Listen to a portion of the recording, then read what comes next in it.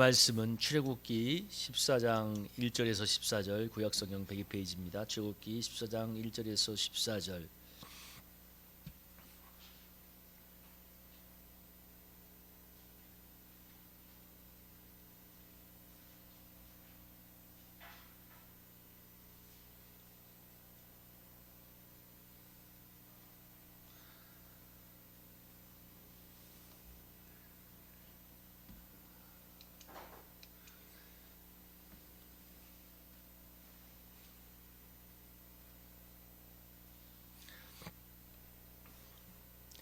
우리 한 절씩 교독하며 읽어봅니다. 여호와께서 모세에게 말씀하여 이르시되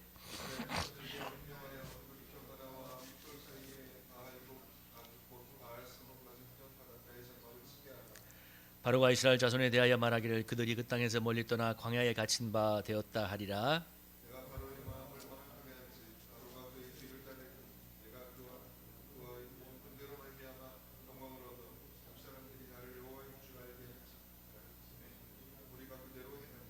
그 백성이 도망한 사실이 애고방에게 알려짐에 바로와 그의 시내들이 그 백성에게 대하여 마음이 변하여 이르되 우리가 어찌 이같이 하여 이스라엘을 우리의 성김에서 놓아 보내었는가 하고 선발된 병거 600대와 예굽의 모든 병거를 동원하니 지휘관들이 다 거느렸더라.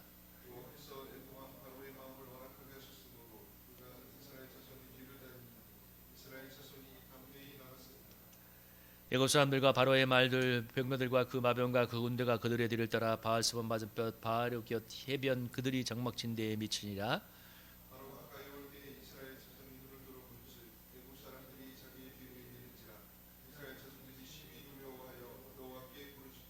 그들이 또 모세에게 이르되 예굽에 매장지가 없어서 당신이 우리를 이끌어내어 광야에서 죽게 하느냐?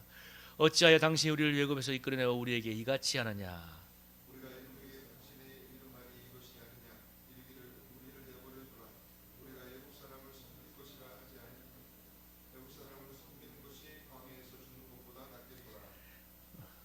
모세가 백성에게 이르되 너희는 두려워하지 말고 가만히 서서 여호와께서 오늘 너희를 위하여 행하시는 구원을 보라. 너희가 오늘 본 애굽 사람을 영원히 다시 보지 아니하리라.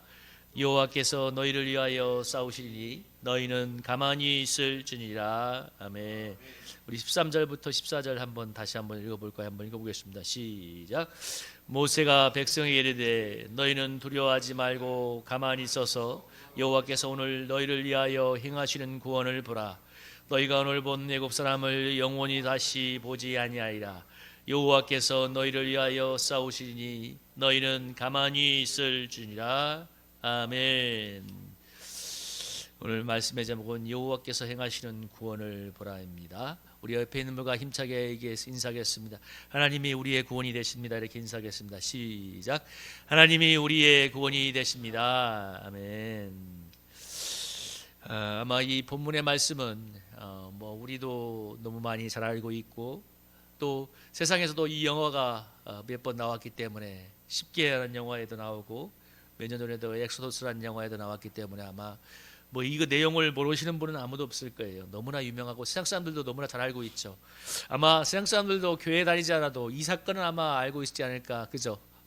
저도 아마 어렸을 때 알았던 것 같아요. 홍해가 갈라졌다 어쨌다 했는데 오늘 하나님께서 이스라엘 백성을 홍해 바다를 가르침으로써 구원하는 그 놀라운 사건인데요. 사실 이 사건은 우리가 자꾸 들어서 그렇지 아마 당사자에게는 일생 잊을 수 없는 정말 너무나 가슴 벅찬 구원의 사건이 되었을 것입니다.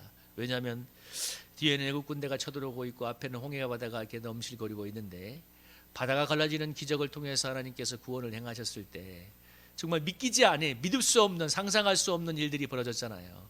그 놀라운 일들을 하나님이 행하셨는데 그래서 오늘 여기서 하나님께서 행하시는 구원을 보라고 얘기하는데 하나님께서 행하시는 구원이 우리가 생각하고 상상하고 우리가 할 수 있는 정도의 구원이라면 그거 어떻게 하나님의 구원이라고 말할 수가 있겠습니까? 그잖아요. 우리가 생각하게 하고 우리가 상상할 수 있고 우리가 행할 수 있는 수준의 구원이라면 그것은 하나님께서 행하시는 구원이 아니죠. 오늘 바다가 갈라져서 이스라엘 백성을 구원하는 그 기적은 하나님만이 하실 수 있는 자연 법칙을 초월해서 하나님만이 하실 수 있는 놀라운 구원의 역사인 거죠. 그래서 이제 참 하나님께서 행하시는 구원, 하나님께서 행하시는 역사들은 우리의 상상이나 이성을 초월하는 영역인데요. 그래서 기적이라고도 하고 정말 놀라운 하나님의 역사인데요. 이걸 통해서 이스라엘 백성을 구원하고 있습니다. 그래서 우리가 홍해 같은 삶의 수많은 문제를 맞닥뜨릴 때 언제든지 우리가 결코 소망을 버리지 말아야 할 것은 하나님께서 우리가 상상할 수 없는 방법으로 구원을 행하시기 때문에 그렇습니다. 우리가 상상할 수 없는 방법으로 홍해가 갈라지는 것처럼 우리가 생각할 수 없는 영역에서 하나님의 구원이 임하기 때문에 결코 낙망하거나 믿음을 포기해서는 안 됩니다. 여러분, 우리 기독교에서 말하는 구원을, 우리 여기서 말하는 구원이라는 것은 여러 가지 개념으로 이렇게 홍해가 갈라지거나 삶의 문제가 행해짐으로써 현실의 삶 속에서 일어나는 구원도 있지만, 소위 우리가 말하는 영원한 천국에 들어가는 구원을 생각해 보는 것도, 예수님이 십자가에서 우리들을 위해서 죽으시고 또 죽은 자 가운데서 3일 만에 부활하심으로 이 예수 그리스도를 믿고 받아들일, 나의 구주로 받아들일 때 구원을 받는다고 말하지 않습니까? 근데 하나님께서 정하신 이 구원의 방식이 우리의 이성이나 우리의 이 세상의 체계로는 결코 납득할 수 없는 것이죠. 여러분, 우리가 이 세상에서 살아갈 때 우리가 운전을 해보면 알겠지만, 여러분 신호등을 어겨서 카메라에 찍히면 어떻게 되죠? 벌금을 내야 돼요. 그래야 면책이 됩니다. 이 세상에서는 무엇인가 가치 있는 것을 얻으려면 어마어마한 대가를 지불해야 됩니다. 여러분, 집 한 채 얻으려면 몇 억씩 써야 되잖아요. 서울 시내에서 아파트 한 채 살려면 몇 억씩 써야 되고, 여러분 좋은 것을 얻으려면, 천국을 얻으려면 그만큼 피나는 노력을 해야 되고, 우리 좋은 대학교에 가기 위해서 여러분 초등학교, 중학교, 고등학교 얼마나 애를 쓰고 공부를 많이 합니까? 그래서 이 세상에서 정말 귀중하고 가치 있는 것을 얻으려면 정말 많은 노력과 많은 피땀을 쏟아야 됩니다. 근데 여러분, 기독교에서 말하는 구원이 예수 그리스도의 은혜로 말미암아 믿음으로 구원을 받는다고 할 때, 그게 어떻게 우리가 납득할 수 있는 것이겠습니까? 우리가 살아가는 세상의 상식에서 여러분 한번 생각해 보세요. 가장 가치 있는 거라면 내가 수많은 돈을 노력을 들여서 사야 될 거 아니에요, 그죠? 근데 그게 아니라 은혜로 믿음으로 구원을 받는다고 한다면, 차라리 여러분 한번 이렇게 해서 이러면 구원받는 게 이해하기가 쉬울 거예요. 너희들이 지은 죄를 다 회개하고 한 10년만 10년만 일주일에 한 번씩 귀한 봉사를 하고 하루에 한 끼씩 금식하며 기도해라. 이러면 훨씬 쉬울 거예요, 그죠? 근데 그게 아니라 예수 그리스도의 은혜로 말미암아 구원을 받는다고 할 때, 하나님이 제시한 구원의 길들이 우리가 인간의 이성이나 상식으로, 이 세상의 어떤 보편적인 상식으로 이해할 수가 있는 게 아니죠. 오직 이 이성과 상식을 뛰어넘어서 초월하는 믿음의 영역에서 구원을 받아들일 때 가능해지는 것입니다. 오늘 하나님께서 이스라엘 백성이 전혀 상상할 수 없었던 길, 여러분, 오늘 하나님께서 애굽 왕 바로의 마음을 강팍하게 만들죠. 모든 장자가 죽어서 정신이 나가 떨어졌던 애굽의 모든 사람들의 마음을 강팍하게 만들어서 그들을 추격하게 하면서, 사절에 뭐라고 얘기하냐면, 내가 그들로 통해서 영광을 얻을 것이다. 애굽 사람들이 나를 여호와인 줄 알게 될 것이며, 그리고 또 이스라엘 백성을 향하여서는 내가 행하는 구원을 보라고 얘기하고 있습니다. 근데 오늘 여기서 하나님께서, 이게 참 하나님의 의도는 너무나 분명해 보이지만 당하는 당사자는 정말 죽을 맛인 거죠. 이스라엘 백성은 뭐라고 그래요? 그렇게 앞에는 바다가 있고 뒤에는 애굽의 추격군이 쫓아오니까 뭐라고 얘기합니까? 뭐라고 얘기해요? 애굽에 죽을 곳이 없어서 우리 이곳에 끌고 와서 죽느냐.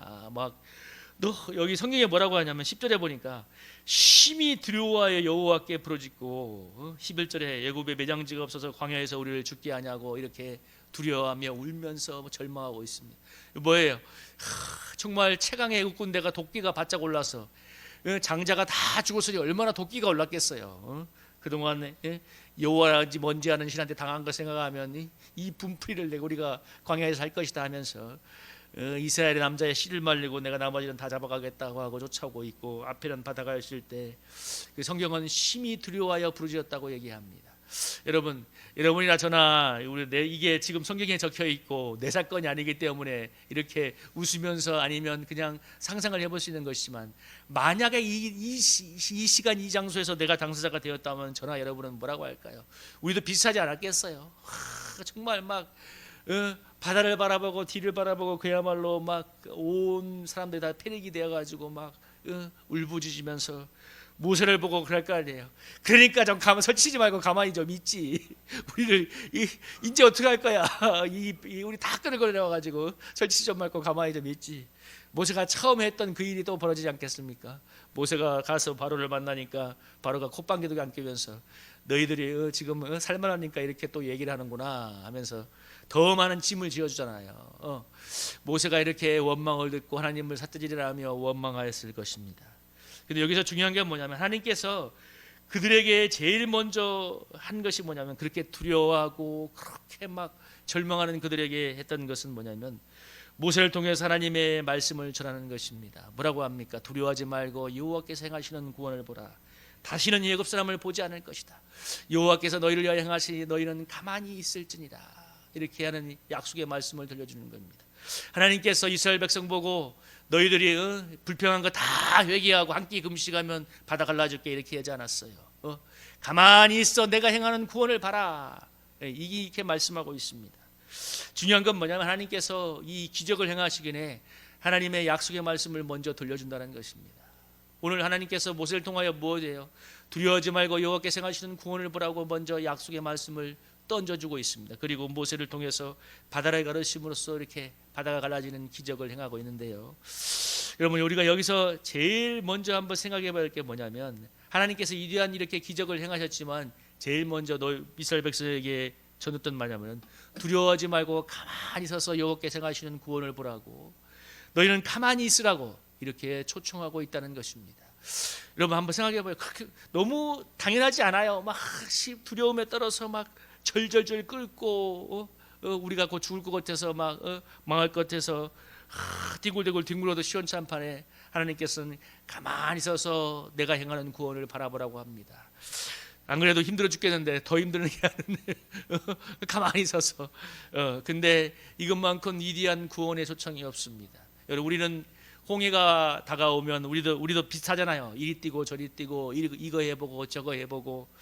그러나 하나님께서 우리에게 원하는 것은 잠잠히 가만히 하나님의 구원을 바라보는 것입니다. 여러분 시편 61편 1절에 뭐라고 했어요? 나의 영 오늘도 우리가 예배 시작할 때 그 말씀을 봉독했죠. 나의 영혼이 잠잠히 하나님만 바라며 나의 구원이 그에게서 나오는도다. 참 여러분 이 말씀처럼 이 하나님만 바라본다는 것 참 크나큰 믿음이고 놀라운 믿음입니다. 이사야서에 보면 30장 15절에 보면 18절에 보면 하나님께서 아수르의 침공 때문에 애굽으로 도망가자, 애굽으로 의지하자, 정말 말 타고 도망가자 이렇게 막 난리를 이리 뛰고 난리를 치고 있는 그들을 책망하면서 뭐라고 하냐면 여러분 15절 한번 읽어볼까요? 3장 15절 한번 읽어보겠습니다. 시작.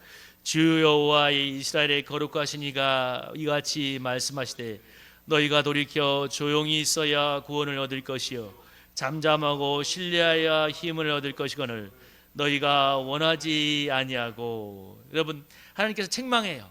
너희가 잠잠하고 신뢰하여 힘을 얻고 구원을 받을 건데 물론 그 당시 중동의 최강독인 아수르군의 20만 대군이 쳐들어와서 중동 지역을 그야말로 초토화시키고 있는 상황에서 나중에 그 아수르 왕 사네립이 사신을 보내서 납사기를 보내서 그러거든요.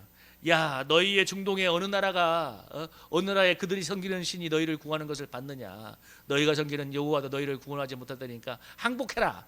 막 그야말로 막 조롱을 하거든요. 근데 그러니까 16, 17절을 보면 말 타고 도망가겠단 말이 그 말이에요. 실제 애굽으로 도망도 가고 애굽만 의지하겠다고 하니까 하나님께서 책망을 하는 거죠. 나를 바라보고 잠잠히 기도하면 분명히 구원이 임할 건데 너희가 나를 기다리지 않는다고. 18절에 뭐라고 합니까? 한번 읽어볼까요? 18절 읽어보겠습니다. 시작. 그러나 여호와께서 기다리시려 하리니 이는 너희에게 은혜를 베풀려 하시며 일어나시리 이는 너희를 긍휼히 여기려 하심이라. 대저 여호와는 정의의 하나님이시니라. 그를 기다리는 자마다 복이 있도다. 아멘. 오늘 하나님께서 이사야 선지자를 통하여 이스라엘 백성을 이렇게 책망한 뒤에 실제 이 아수르 왕이 사신 납사기가 찾아와서 하나님을 모독하며 항복을 종용하니까 이사야 37장에서 히스기 왕이 그 말을 듣고 옷을 찢으며 기도하면서 하나님의 전에 나가서 기도하고 하나님의 종 이사야에게 정말 하나님의 도움을 구해달라 구원을 요청해달라고 기도했을 때 어떤 역사가 일어났냐면 이사야서 37장 36절에 보면 여호와의 사자가 나가서 아수르의 진중에서 18만 5천인을 쳤으므로 아침에 일찍 일어나 본즉 셋째뿐이었더라. 이스라엘 백성이 싸운 게 아니에요. 여호와의 전사가 그 밤에 아수르의 20만 대군을 그야말로 전멸을 시켜버렸어요. 그러니까 일어나 보니까 다 죽어 있는 거예요. 여러분 생각해 보세요. 얼마나 놀라운 역사가 일어났습니까? 그래서 그렇게 교만하고 하나님을 대적하고 입으로 해방했던 사내리 왕은 돌아가서 반란 때문에 죽고 말았습니다. 이게 하나님께서 행하셨던 위대한 구원인데요. 여러분 이스라엘 백성이 도망가고 저 애굽으로 갔던 사람들은 다 낭패를 당했지만 그 성에 남아서 히스기야 왕처럼 하나님의 구원을 바라보며 잠잠히 하나님만 바라본 사람들은 이 놀라운 구원을 체험한 줄로 믿습니다.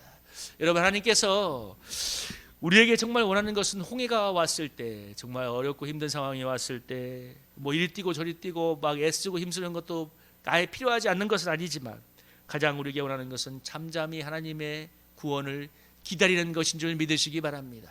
잠잠히 기다리는 것이 쉽진 않아요. 저나 여러분이나 무슨 문제가 벌어졌을 때 이것도 해보고, 아니 옛날에 어느 집회 갔을 때 그 얘기가 참, 그 설교하던 분의 그 표현이 참 되게 마음에 왔는데, 사람들이 무슨 일이 벌어지면 이것도 해보고 저것도 해보고 다 해보다가 마지막에 오는 게 하나님 앞에 기도하는 거라고.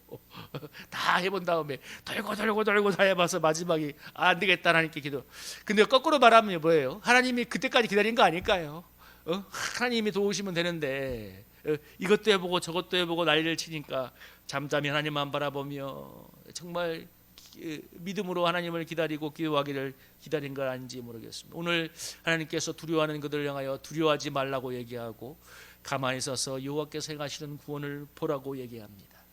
그래서 여러분 우리가 참 이 실질적인 삶에 적용해서 홍해가 벌어졌을 때 어떻게 두려워하지 않을 수 있을까, 이렇게 우리의 마음에 너무 상식적인 판단에 치면 안 됩니다. 인간의 정서는 두려워하는 것은 너무나 쉽지만, 근데 성경을 읽어보면 이런 말씀이 너무나 많아요. 마가복음에 보면 회당장 야이로가 예수님을 모시고 딸이 죽어가는 딸을 위해서 구걸하게 나왔을 때 35절에 보면 회당장이 딸이 죽었다고 하니까 예수님께서 여러분 그 말을 듣자마자 회당장에게 뭐라고 합니까? 두려워하지 말고 믿기만 하라고 얘기합니다.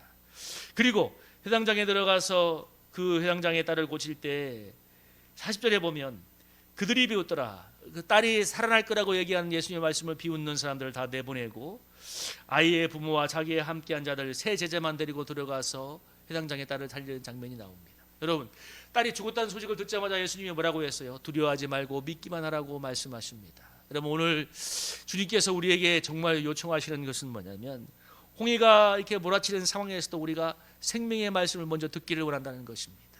여러분 그 이스라엘 백성이 몰아치는 바다와 디구의 적군을 보고 막 울부짖으며 패닉에 빠져 두려움에 샀을 때 하나님께서 모세를 통하여 무엇보다 전하였습니까? 두려워하지 말고 가만히 있어서 여호와께서 행하시는 구원을 봐라. 두 번 다시는 애국 군대를 보지 않을 거라고 하는 약속의 말씀을 들려주셨습니다. 오늘 우리가 믿음의 능력을 체험하고 홍해를 육지같이 건너는 역사를 보기 위해서 우리에게 필요한 것이 있다면 가만히 서서 여호와를 구원을 기다리는 건데, 그러려면 뭐예요? 우리가 먼저 마음의 두려움을 잠재울 수 있는 생명의 말씀을 붙들어야 된다는 것입니다. 사실 참 상황에 눈앞에 벌어지는 상황만 끌려가기엔 너무나 쉽지만 그런 상황에 이끄는 그런 우리의 상황에 이끌려서 두려움에 사로잡히는 것이 아니라, 우리 예수님은 오늘 딸이 죽었다는 그 해당장 야이로에게 뭐라고 했어요? 두려워하지 말고 믿기만 하라. 또 영어로 뭐라고 하냐면 Don't be afraid, just believe. 단지 믿어라. 우리 사랑하는 성도님들, 정말 우리가 믿음으로 단지 하나님만 믿어드릴 수 있기를 축복합니다. 하나님 우리의 인생에 구원의 역사를 보내실 것입니다. 저나 여러분이나 많이 똑같이 모든 사람들이 간증하는 것은, 우리 그리스도인들이 간증하는 것은 뭐냐면 정말 믿고 기도할 때 하나님이 주시는 신실한 응답을 너무나 많이 체험하고 간증하고 있는데, 우리가 왜냐하면 또 믿음은 학습이 되는 게 아니라서, 믿음은 경험치도 쌓이지만 또 전에 있던 일이 동일하게 벌어지는 것이 아니라서 우리는 늘 새로운 두려움에 사로잡힐 때가 있습니다. 그렇지만 홍해가 몰아치는 바다 앞일지라도 우리가 이 하나님의 음성을 놓치지 않고 믿음으로 전진한다면, 너희는 가만히 있어 두려워하지 말고 가만히 있어 여호와께서 행하시는 구원을 보라. 가만히 있어 여호와께서 행하시는 구원을 보라고 말씀하는 그 하나님의 말씀을 믿고 믿음으로 한 발 한 발 기도하며 나아간다면 하나하나 홍해가 갈라지고 하나님께서 행하시는 구원의 역사를 보게 될 줄로 믿습니다. 우리 여러분 그런 믿음의 간증이 충만한 저와 여러분 우리가 될 수 있기를 주님의 이름으로 축복합니다.